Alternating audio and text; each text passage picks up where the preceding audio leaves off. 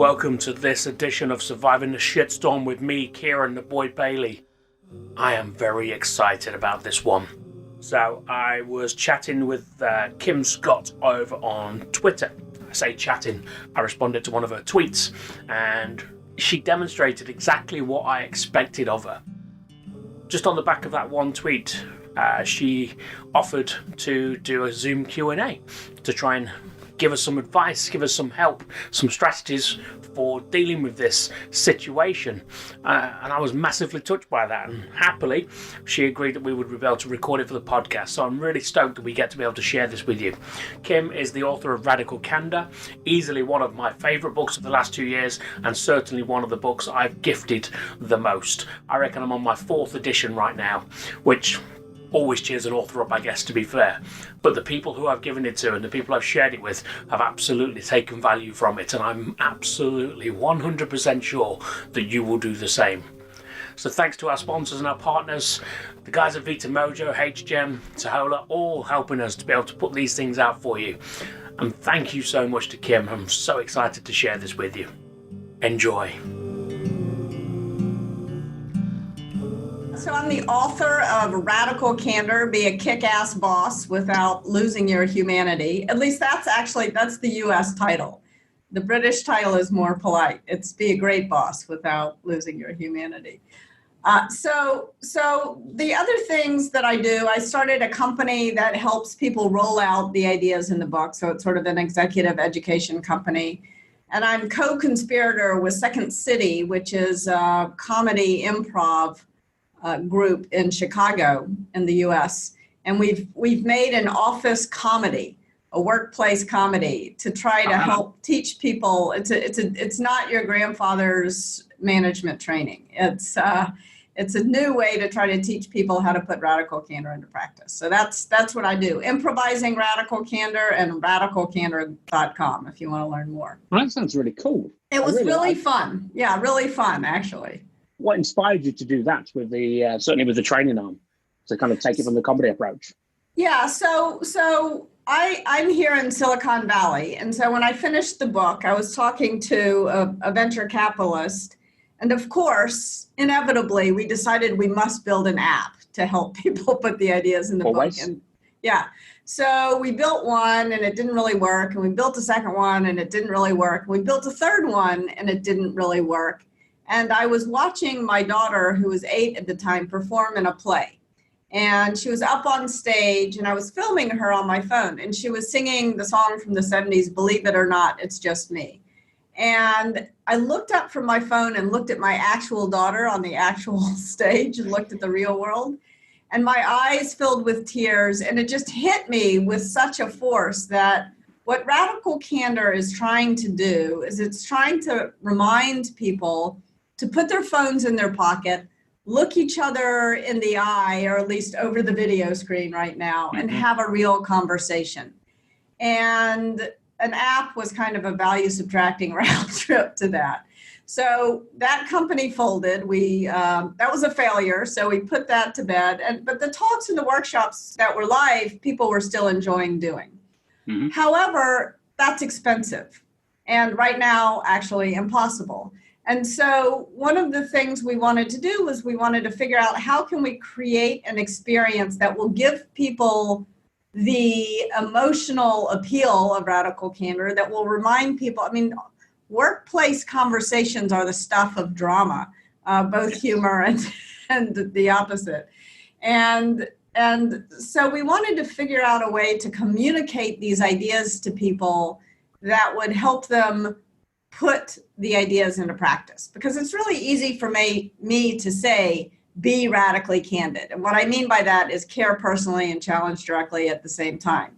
But it's really hard for you to do it.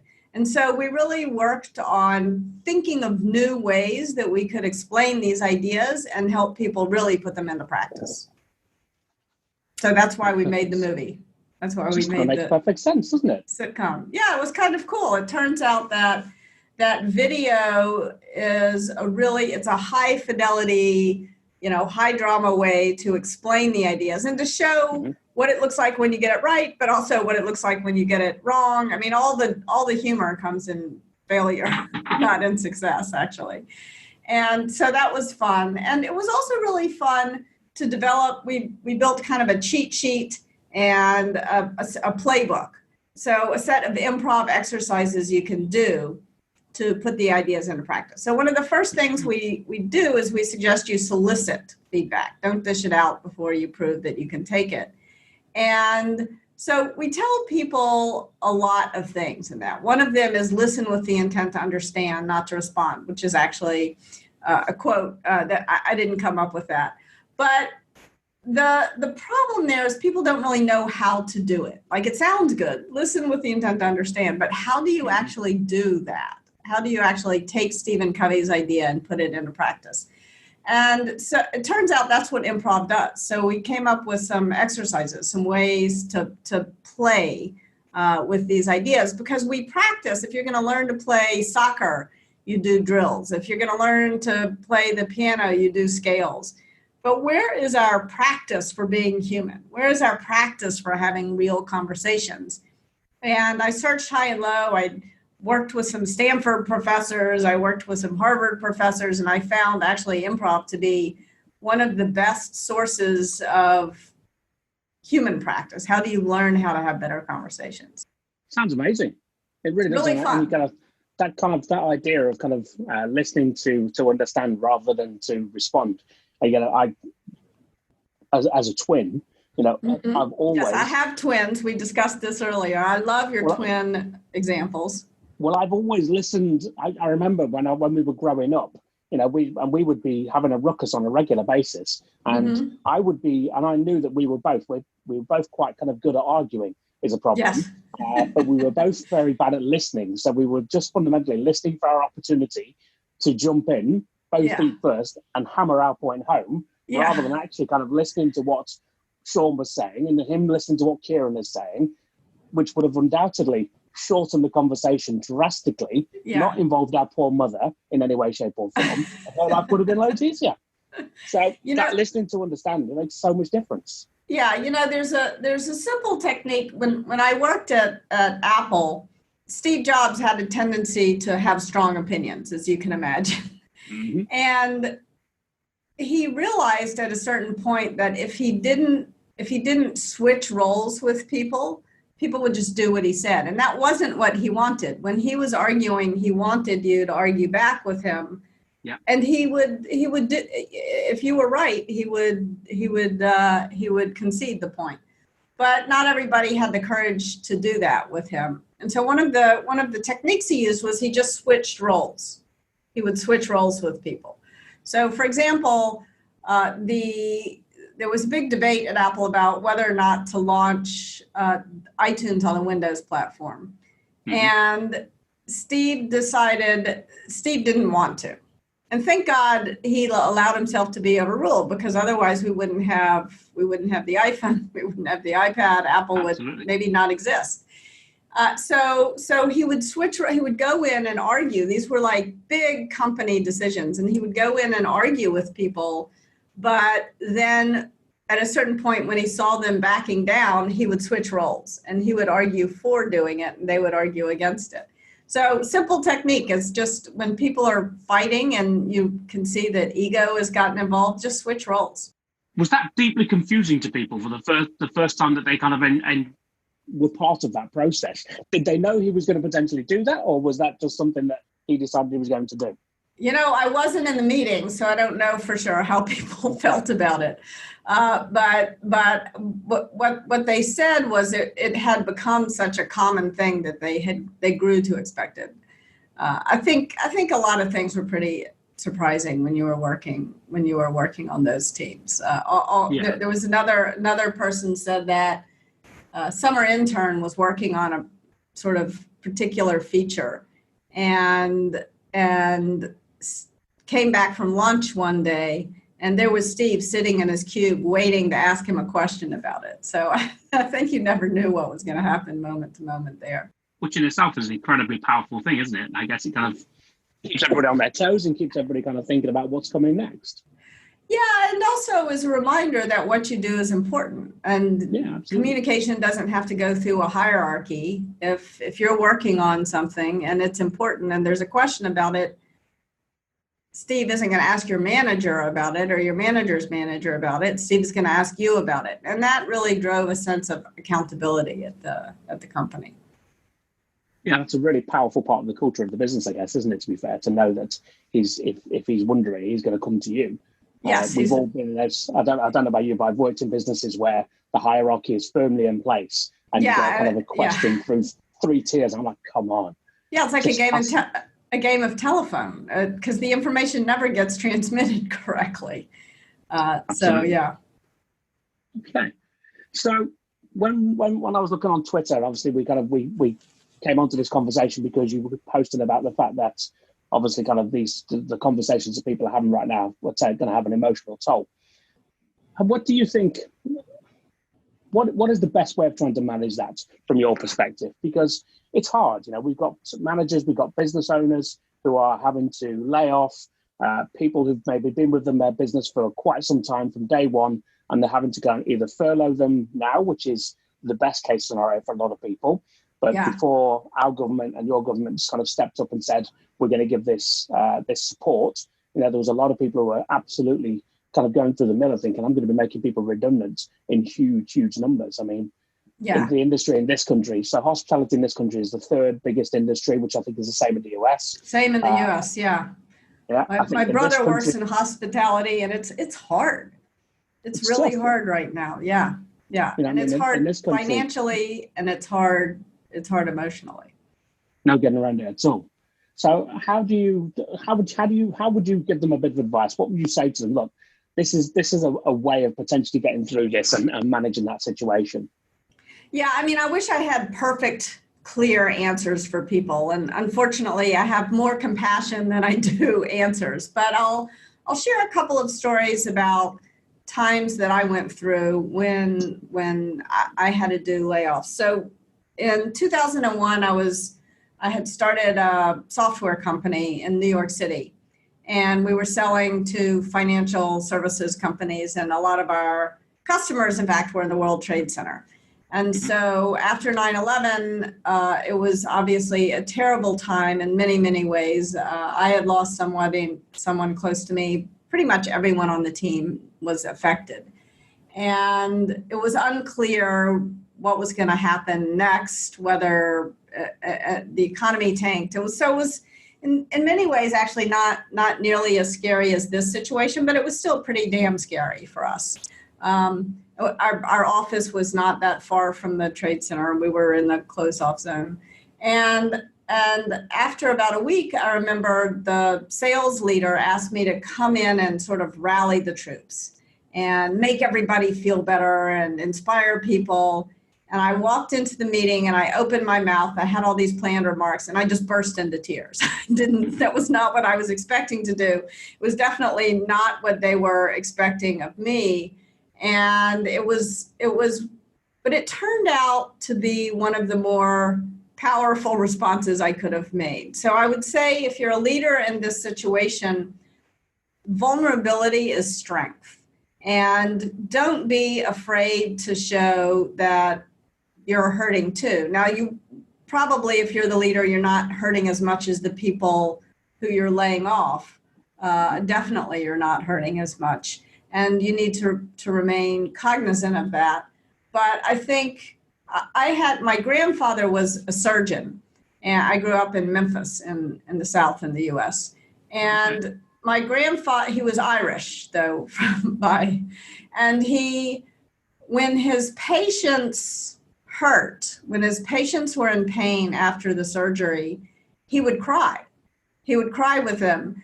And it was incredible. I couldn't go to the grocery store or anywhere in Memphis without somebody seeing my name and asking if I was kin to my grandfather. And it was very moving. So I think don't try to, so I said earlier, Radical Candor is about caring personally and challenging directly. And I think going back to this touchstone of caring personally, it's one of your jobs as a leader to care personally. But if you think about what moves us down on that dimension of radical candor, I mean, very few leaders start out their career saying, I don't give a crap about other people, so I'm going to be a great leader. That's usually not how it works. I think part of the thing that moves us down on the care personally dimension is stress. And heaven knows we all have a lot of stress right now. But I think there's a more fundamental thing. And I think it happens along around the time we're 18, 19, 20 years old. We get our first job. And we're right at that moment in our lives when our egos are maximally fragile, but our personas are beginning to solidify. And right at that moment, someone comes along and says, be professional. And I think for an awful lot of people, that gets translated to mean leave your emotions, leave your true identity, leave your humanity at home and show up at work like some kind of robot. And you can't possibly care personally. You can't possibly show compassion if you are turning up at work like some kind of robot. And so I think it's so important to remember in this time the humanity of others, but you can't connect with the humanity of others if you're not connected with your own humanity. So I think that's part of it. That's a big part of leadership in this time, is that willingness to show compassion. But I also think another part of it is truth. Love is not all you need. Unfortunately, the Beatles got that wrong. Truth is so important right now. I remember when I was same company right after 9/11, it was clear that we were going to have to do layoffs. Mm-hmm. And that was something I dreaded and everybody dreaded. And there was a lot of swirl around what it meant. And so I decided that we were going to get through this only if I was fully transparent about what I knew. I didn't know everything, but I did know a couple of things. I knew how much money we had and how much money we were spending. And I just shared that with the whole company. I was like, here's the financial situation. Here's what we are struggling with. And I'm open to ideas. And by doing that, people came up with clever ideas to reduce our spend. And we didn't have to lay off quite as many people as we otherwise would have. However, I think there was something else that happened at that time that people could do now. Leaders could do it, but it doesn't take a leader to do it. Anyone on the team could do it. So after we did our first round of layoffs, there was a guy on the team who was really upset that we had done this.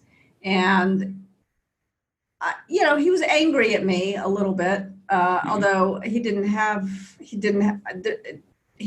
kind of agreed there was no alternative, but he was still angry at me. And so I said, well, what can I do to make it better? And he said, here's what I'm going to do. I don't know what you're going to do, but here's what I'm going to do. And he paid for drinks for everyone who had ever worked at the company, including everyone who had been, so we all got together. And obviously we can't go out for drinks right now, but you could have a Zoom, you could do a virtual hangout with a lot of people. And I've done this with a friend of mine recently, just finished cancer treatment and she was going to have a big party to celebrate. She couldn't have it. So we all got together over Zoom, and it was a couple hundred people. And I didn't think, it was actually quite a nice cocktail party. Like, it was kind of chaotic. There was not one conversation, but like I saw a couple of people on the Zoom that I hadn't seen in a long time, and we reconnected. So I think if we get creative about staying in touch with one another because one of the things that we get from work is a community. And just because we've had to do these redundancies, I think you call them layoffs, we call them here, but just because we're not working at the same place at the same time doesn't mean we can't still get together. We're all still human beings, and we can create a community around that. So I was really grateful to this employee at the company who had the idea. I never would have had the courage to do that, to say, okay, I've just fired all you people. Now let's go have drinks together. but he did it, and I went, and I was really glad that he had done it and that I went. Can make a world of difference, I think, kind of pulling them together at that point. And I think you're right. You said we're all human beings. It's kind of outside of work, we still have those connections, we still have those bonds. And I think one of the things that people probably get concerned most about when they lose a job is that all of those relationships will get cut off away from them. Yeah. Because again, in most industries, and certainly in hospitality, our social circles are built and driven through the people that we work with and that we work around on a very regular basis. I look from my list of Facebook friends, and it's pretty much people I've worked with over the years in some way, shape, or form. And it's whether that's Bill over in Phoenix in Arizona, or whether it's Chris in Cardiff in Wales. That's because we've worked together, and that's because we've got those relationships. And I think social media has helped people do that a little bit more now. And hopefully kind of people are being quite creative with things like Zoom and saying, you know what, actually, we can do this. I mean, obviously, looking at Zoom's value at the moment, which is going through the absolute roof, there's a lot of people who are thinking, yes, we're going to go on board with Zoom, which is, it makes me sad that 4 weeks ago when I was first thinking about what this was going to look like, but I didn't buy shares. I really should have made a choice on that one because my partner, Chris, and I, we've been thinking about kind of C19 since early January, really, because we were due to have an event on the 18th of March. So all of our thinking about what happens with that has been driven kind of, is it going to happen? Is it going to happen? Is it going to happen? And obviously kind of as time goes by, it's not going to. So I think kind of finding a way to create and keep those emotional bonds and those kind of relationships beyond the kind of the office and beyond the restaurant floor is absolutely key. Nice. I really like that.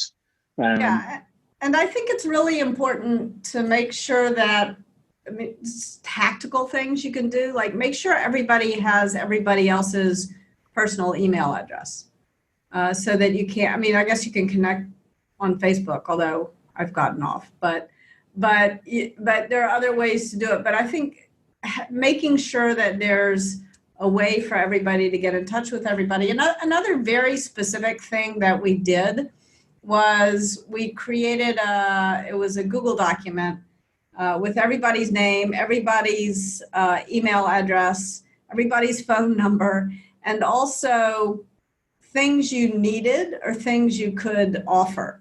So for example, people who are looking for a job said, I need an introduction to this person. And if everybody's going to that document every so often and you notice, or you're getting together every so often, even over Zoom or Google Hangouts or Facebook portal or whatever you decide to use, you'll have those kind of little conversations that you have at a cocktail party or at a bar or at a restaurant. And you can help each other. You can remember to help each other out. So I think that is another really tactical thing you can do that can create a sense of community even after layoffs.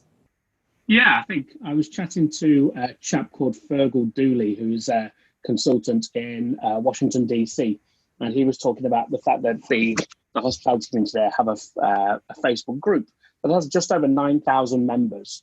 And it's very similar to that. It's a whole load of people coming together to help. I'm in need of this. I'm in need of that. Who can help me? I can help you do this. That's, again, I'm very biased towards my industry because I absolutely love it. But we are designed to care for each other. We're designed to care for people. That's why we're in this industry. So when people are putting that information up there and saying, I need this help, what can anybody sort of source it for me? Well, then, they're going to go ahead and kind of push it forward. And I love the idea of the kind of the Google Doc. Maybe I'll be more organized and I'll try and think about making something like that happen. Another thing that I was thinking about, and I would love to get maybe you or some people who are listening have an idea, but it's really great to donate to there's a bunch of nonprofits that are springing up to help people. And I've been trying to donate to those. But another thing I was thinking about, I was reading a Twitter feed from a writer who had a relationship with the waitress. Not a romantic relationship, but he really had gotten to know the waitress at the coffee shop where he went every day. And she was in a world of hurt, and he was able to help her.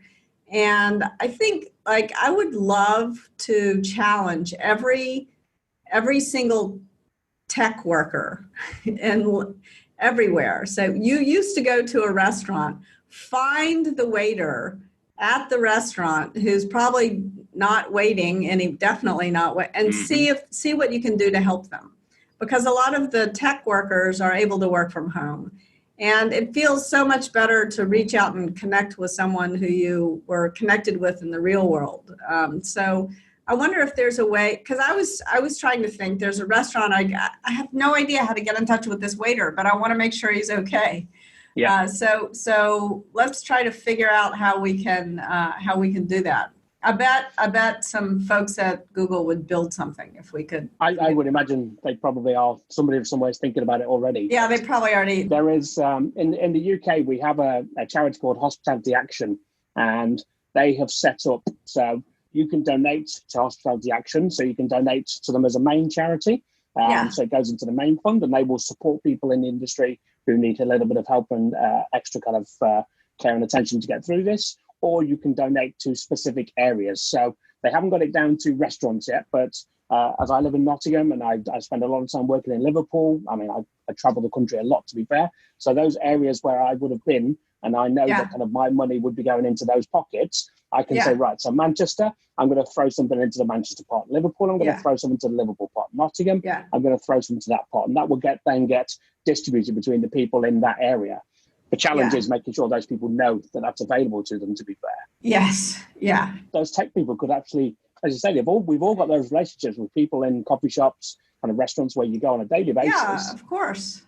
Yeah. I mean, I feel so lucky that I'm able to work from home, and I'd like to do more than just give money to nonprofits. I mean, there are people that I don't know how to find. It's ironic. You think you know how to find everybody, and then you don't. So I'd love to try to figure that out. Like if you were a waiter at this restaurant, and you used to go to this restaurant, how can you all reconnect? There's a way of doing that. Yeah, there's a way of doing it. All right, let's think about it. Let's figure it out. That'll be our action item at the end of this meeting that we've had together. That's been embedded in the unconscious mind to go and do its thing to try and work out a plan and see what we can do with that. Makes perfect sense. And my husband's an engineer, so we can get him to build it. I mean, that sounds ideal. I mean, that really does. Perfect. Got the skills, we've got the will. Really, we're onto a win there. We're onto it. Now we just need to flesh out the idea. Good. Yeah. Cool. So social distancing, I saw that you sort of said that when you're in the shops, do you find yourself singing the police to yourself? Yeah. Don't stand so close to me. Made me smile. It did make me smile. And I think as I've been walking my dog for the last sort of week and a half or so, for an hour a day, kind of allowed exercise out of the house, we find ourselves kind of walking down the street and kind of seeing people and kind of clocking them from sort of 20 yards away and thinking, right, are they going to do the shimmy? Am I going to do the shimmy? I mean, I've literally just 15 minutes before we started this call, I just got back from walking the dog and I've crossed the street at least 52 times, at least.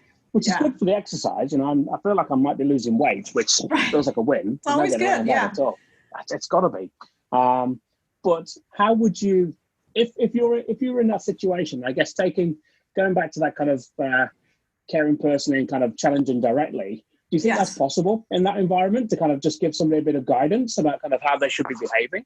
Do you think you should be responsible for doing that? Yeah, so when I came up with Radical Candor, I came up with a framework. And the framework is this: when you care personally, so imagine a big plus.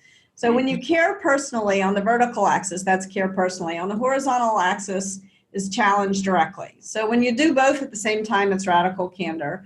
When you challenge directly, but you fail to show that you care personally, it's obnoxious aggression, also known as the asshole quadrant. I'm guilty of that. Yes, so have I. We all have. And by the way, that's a really important point. We all make all these mistakes. These are not like labels. This is not personality types. These are mistakes that we make in conversation all day long. Now, very often when you realize, at least when I realize I've been a jerk, instead of moving the right direction on care personally, I just back off my challenge directly, and I wind up in manipulative insincerity, like the worst place of all. And it's fun to tell stories about manipulative insincerity and obnoxious aggression, because that's where sort of life's drama occurs. But that's where the laughs come from. Yeah, exactly. But the most common mistake that most of us make all of the time is what happens when we do remember to show that we care personally, and we're so worried about not offending someone or not hurting someone's feelings that we fail to tell them something that we really ought to tell them. And that's ruinous empathy.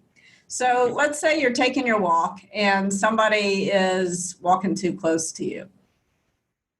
If you don't say anything and you allow them to walk too close to you, that is ruinous empathy right there. Because like, maybe you didn't offend them, but like maybe you're infecting them or they're infecting you. Like, are you really going to risk contracting coronavirus because you don't want to offend someone? I hope not.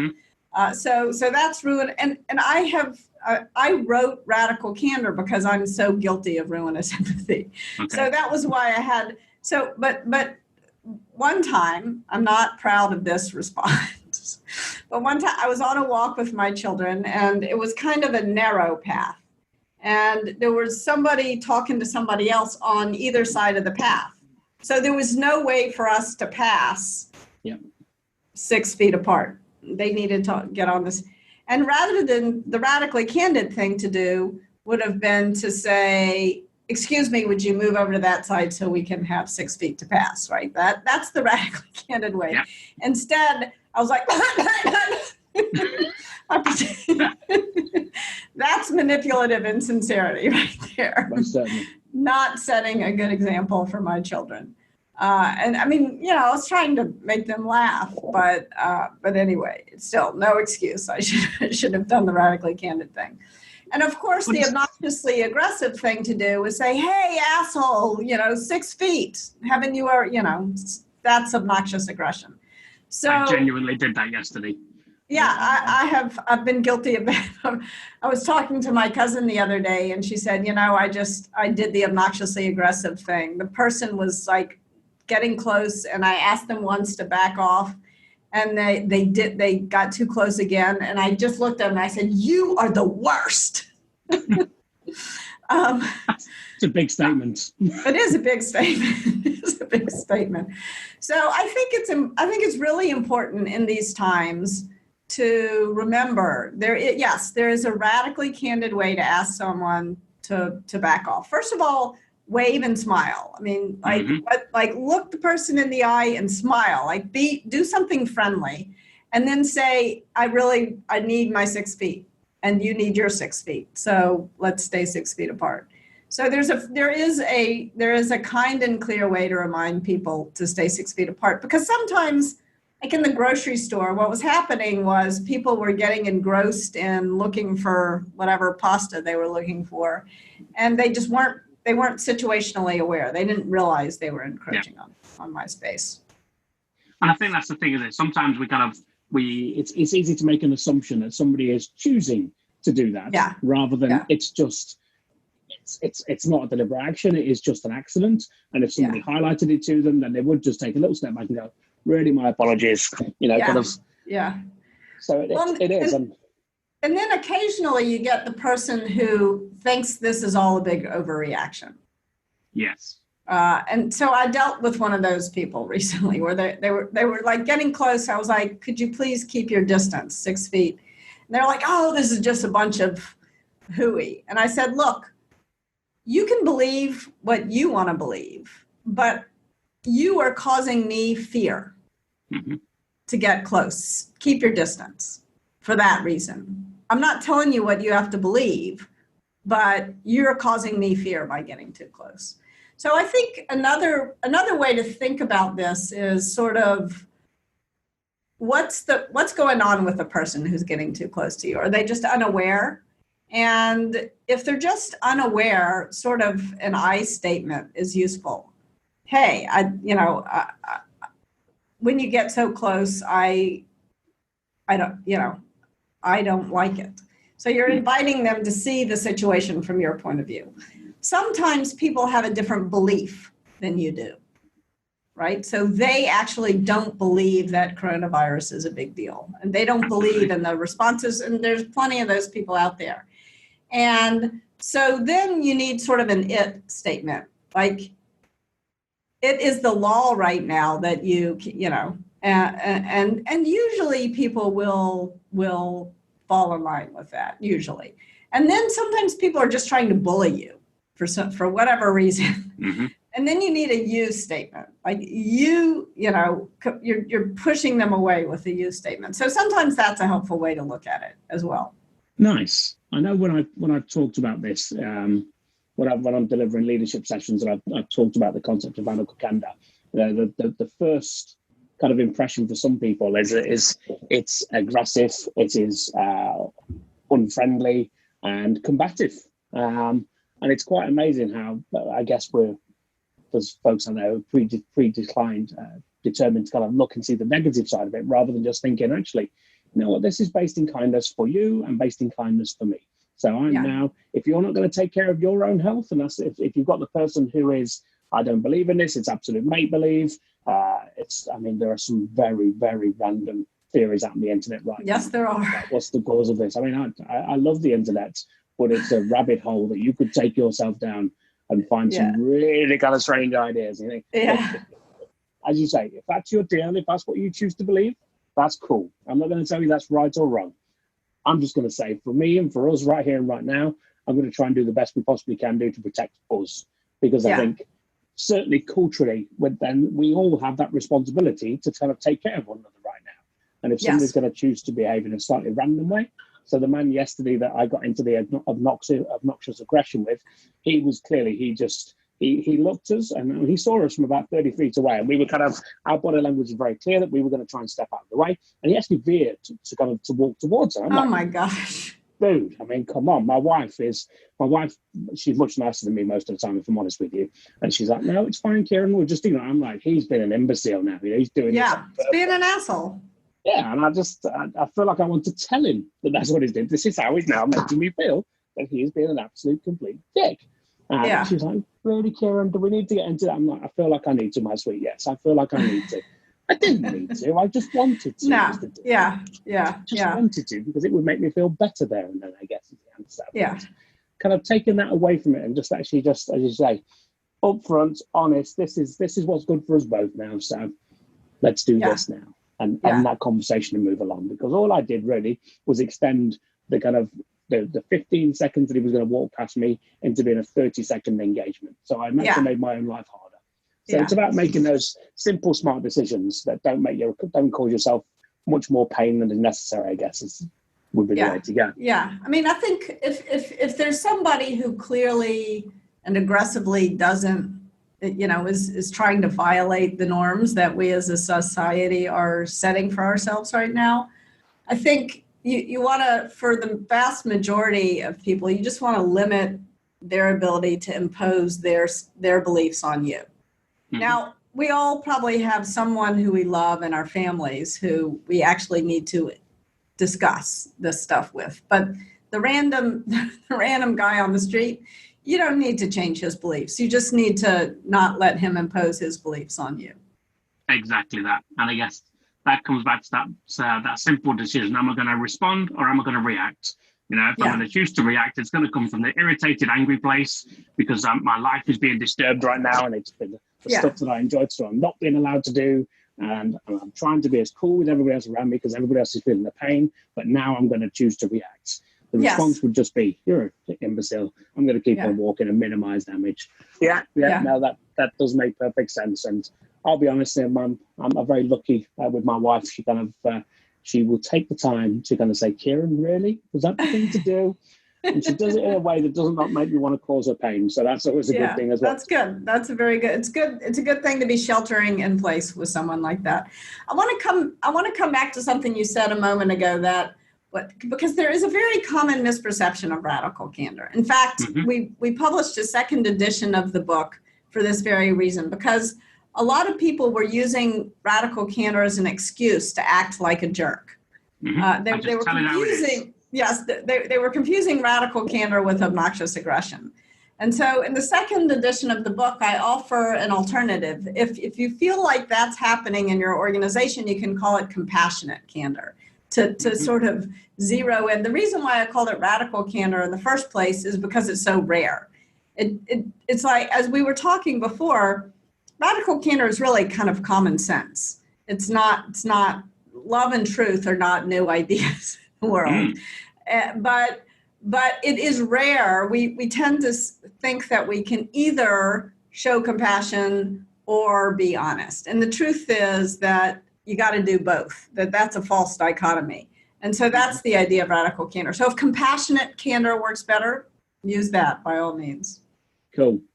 So I guess I touched on obviously being on lockdown, and kind of we're all locked down with various different people in our families. I am very lucky, my wife is, she's pretty cool, I have to say. So I feel like you married her for a reason. I made a smart choice 26 years ago. Absolutely. That was probably one of my better decisions. So I feel quite lucky, we've been through this kind of, we've been through history in the past where we haven't communicated as clearly and as well as we should do and could do, that we used to argue quite a bit. And we both took a sort of step back and looked at that and thought, what is the benefit of this? And we were able to really kind of reduce that right down to a much more sensible level where we were just having honest conversations about how we would make each other feel. We still kind of snipe every now and again, you kind of live 26 years with somebody. 26 years with somebody, and there's going to be some sniping at some point, isn't there? It's a simple answer. But for those people who maybe haven't been lucky enough to get there, kind of lockdown potentially could be a really stressful situation, I think. Yeah. What do you reckon? So I think a few things that I haven't written this, but one of the things I'd like to write at some point is the house of radical candor, about how you can use these ideas not only at work, but at home as well. Yeah. Because it is really about relationships. Radical candor is about communication and relationships. And so I have a few suggestions for those of you who are sheltering in place with someone where the relationship is difficult. One thing I would suggest, a friend of mine, when she got married, her godfather said, she got married on this little island and it had very fragile septic tanks. And so there were signs over every toilet that said, if it's yellow, let it mellow. If it's brown, flush it down. It's a good rule in life. Yeah, exactly. And her godfather said, these are words to stay married by. And so the idea is, if it's a big deal, have the argument. If it's not a big deal, let it go. So if it's about, like, one of the disagreements my husband and I have is when you're soft boiling when you're hard boiling an egg, should you put it in when the water is boiling or should you put it in when the water is cold? It's not an important. There's pros and cons. If you put it in when the water is cold, the egg is less likely to crack. But if you put it in when the water is hot, it's easier to peel the egg. So that just a little tip for you for hard-boiled eggs. And so when I make the eggs, I do it my way, and when he makes the eggs, he does it his way. But at first we kept trying to convince the other, and we're like, what difference does it make? So that's an example of, if it's yellow, let it mellow. But more important decisions, we actually will take the time to have the discussion. I think there's one really important thing that is true at work, and it's probably even more true at home than it is at work, which is so there's an order of operations to radical candor. And the first thing you should do is not give criticism. The first thing to do is to solicit criticism. Don't dish it out before you prove you can take it. And I think in a relationship, that's really important. It's so important to understand what you can do or stop doing that would make it easier to live with you. So that's a question to ask one another, is what could I do or stop doing that would make it easier to live with me? And ask it on kind of a regular basis because you're doing something new every day, especially in this environment, which is which is creating new, unexpected challenges for all of us. So make sure you ask that question. And it's really important. So what if the person tells you about something that you disagree, that what they're criticizing you for is a problem? You're not going to change that thing, whatever it is. You're not going to change it. So the worst thing you can do in that situation is just say, thank you for the feedback, and keep doing the thing, right? Because the ignoring something like that is never going to make the situation better. So what you do when you ask for criticism and you disagree with the criticism, first of all, look for that 5 or 10% in what the person said that you can agree with, just to demonstrate that you're not shut down to feedback from them. So if the person you're living with wants you to do the sheets every single day, to wash the sheets every single day, and you're a person who prefers to wash the sheets twice a week, or once a week, or once every 2 weeks, whatever it is, you gotta come up with a solution, right? So find. If you say, look, I like to live in a clean environment, like I agree with you, I want a clean environment. Like if you can just agree on that general principle, then it shows you're open to it and you're on the same page. But as for washing the sheets every single day, I need to think about it and get back to you. And the reason to think about it is to get yourself to a place when you have this disagreement that you're not super angry and defensive. And then you must get back to the person and have a disagreement. Have the disagreement. Disagreements, when you have them well, can deepen and strengthen a relationship. But ignoring what the other person is telling you is infuriating and has never improved any relationship ever. So that's one suggestion I have. I also think that, so order of operation number 1, solicit feedback. Thing number 2, the second thing to do, and this is not like some kind of Six Sigma complicated process. This is stuff you do in your daily minute-to-minute interactions. But focus on the good stuff. Like you are living with this person for a reason. There's something you appreciate about the person. Get back to that thing and give voice to it and look for the good stuff. Focus on the good stuff. Try to focus on the good stuff. And don't ignore the bad stuff. So when something happens that really bothers you, give voice to it. But all these conversations, they shouldn't feel like root canals. It should be like a quick 2-minute conversation. And say it right away, but say it humbly, and say it remind the person that you're saying this to be helpful to the relationship, which you both care about. There was a guy told me that he got married, and shortly after he noticed that his wife clinked the spoon on her teeth when they ate their cereal in the morning. And it bugged him. But he didn't want to be petty. He didn't want to have a fight with his new wife. And so he didn't say anything. And this went on, and it bothered him more and more and more, this clinking of the spoon on the teeth. And like 5 years later, she clinked her spoon on her teeth the final time. He's like, I need a divorce. Obviously, there were other things going on in the relationship. But if there's something, even if it's a small thing that really bothers you, just tell the person. Just tell the person. She could have avoided clinking the spoon on her teeth.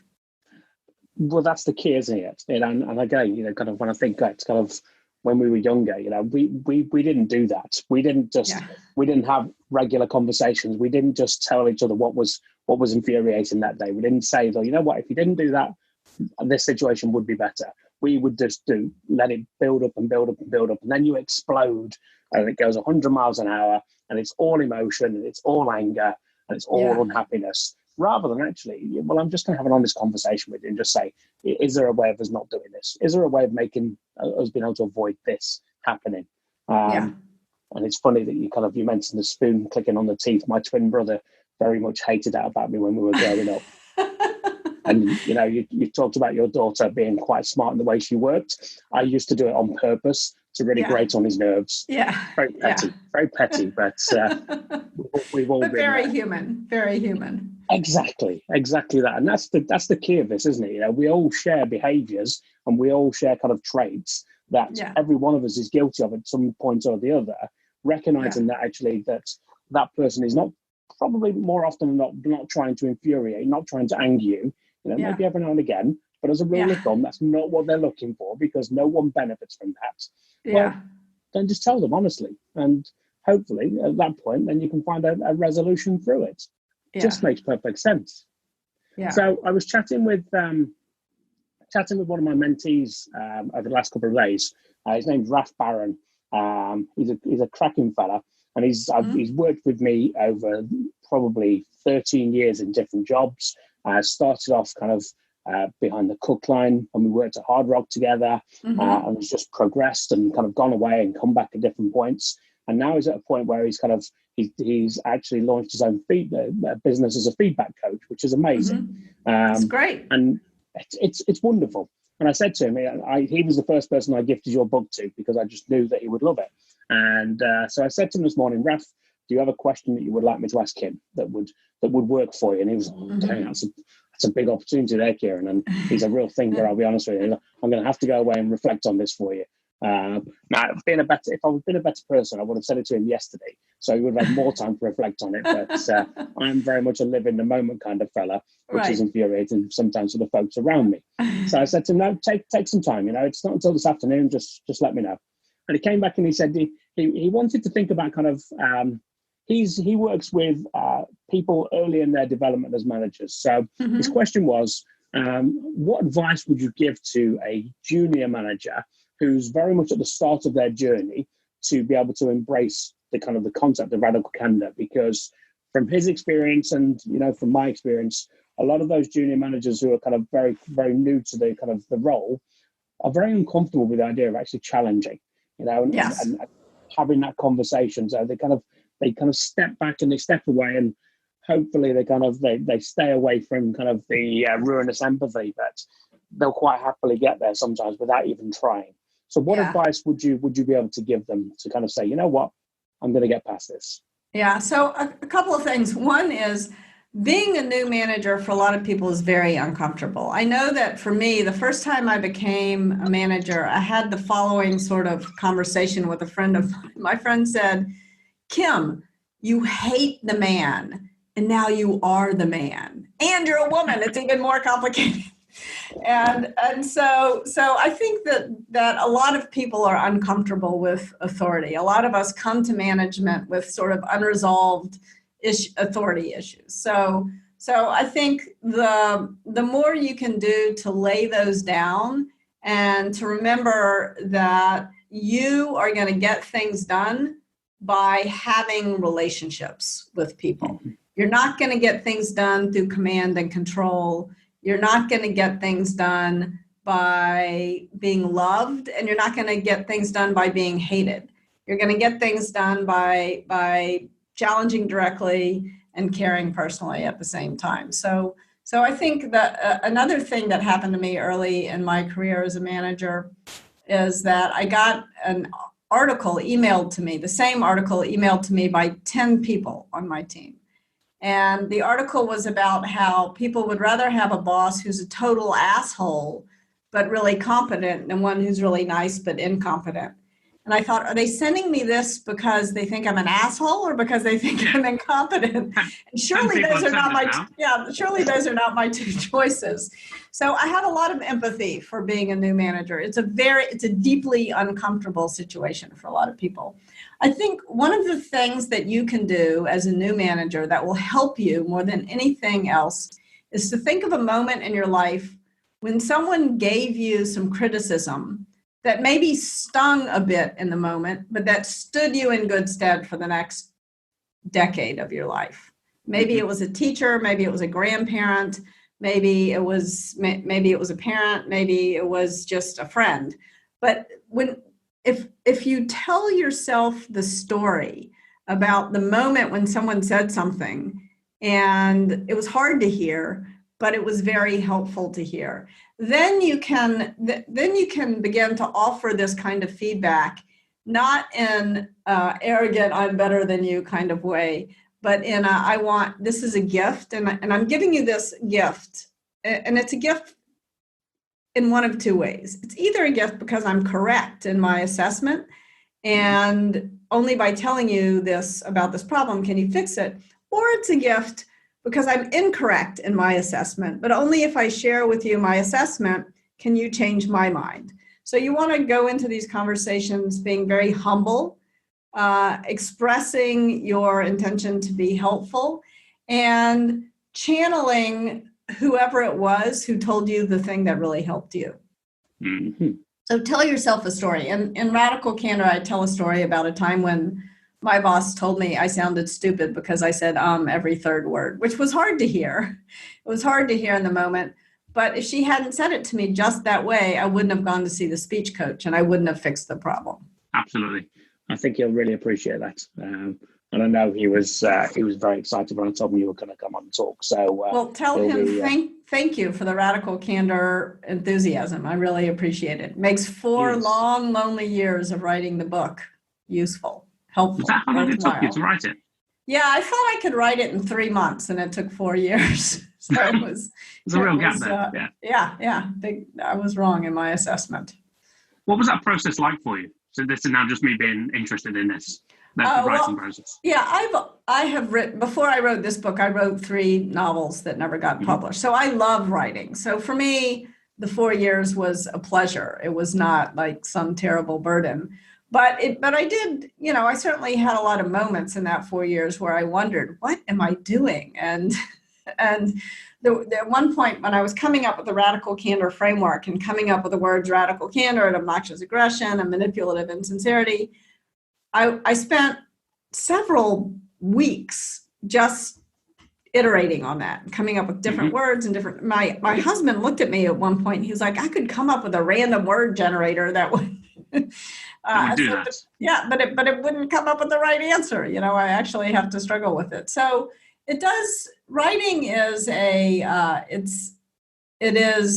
it's something I think you do only because you really enjoy doing it, because it was uncertain whether I'd written 3 other books that never sold a single copy. Well, they sold a few copies. I self-published them on Amazon, but they sold very few copies.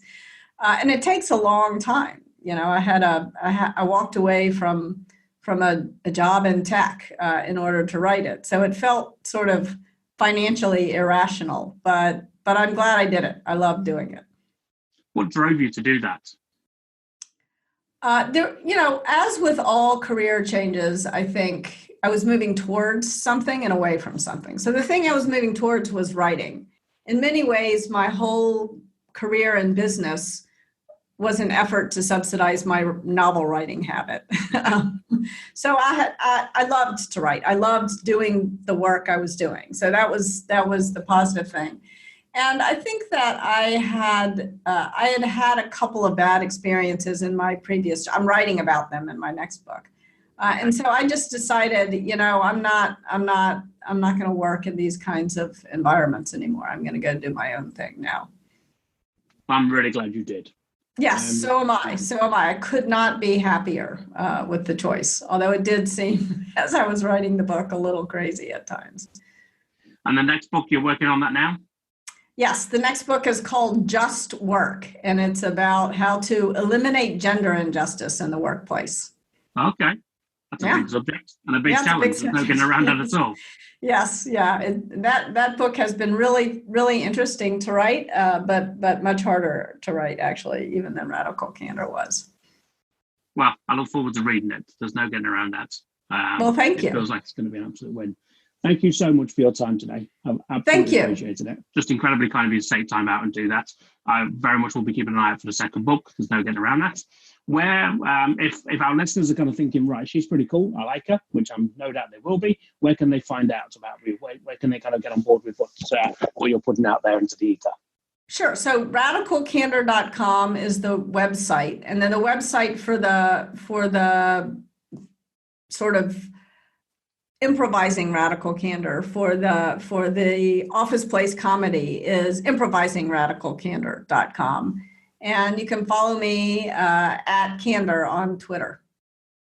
Amazing. And I would absolutely recommend that people do. Thank you, Rose, for your time. It's been an absolute pleasure. Really have appreciated it. And like I say, very much look forward to the book coming out. Well, thank you so much. And I hope everybody out there stays safe and is okay. Please do reach out if there's anything my team or I can do to support you, because I know it's rough times for folks. Wow. How cool was that? I was a bit, I'll be honest, I was fanboying a little bit, if I'm honest with you. Radical Candor is an amazing book, and the concept of just be kind and be clear, of care personally, and just challenge directly, that is how I've lived my life. It's a massive key for me. So when I first read that book, and it just all made sense, and I connected with it in a big way, and I really hope that you did too. I would say, maybe go back and have another second listen, get your notebook, get a notepad out and think about what she said. She's given us some tools to be able to get through this situation with our family, get through this situation with our teams, get through this situation with some random stranger in the street. All really useful stuff. Thank you very much for Kim. I really appreciate her time. And fingers crossed at some point we'll get to do something like this again. We need more help, call the whole town. Now let's try and get this thing off the ground. All in together, let's gather round. We're gonna try and get this thing off the ground.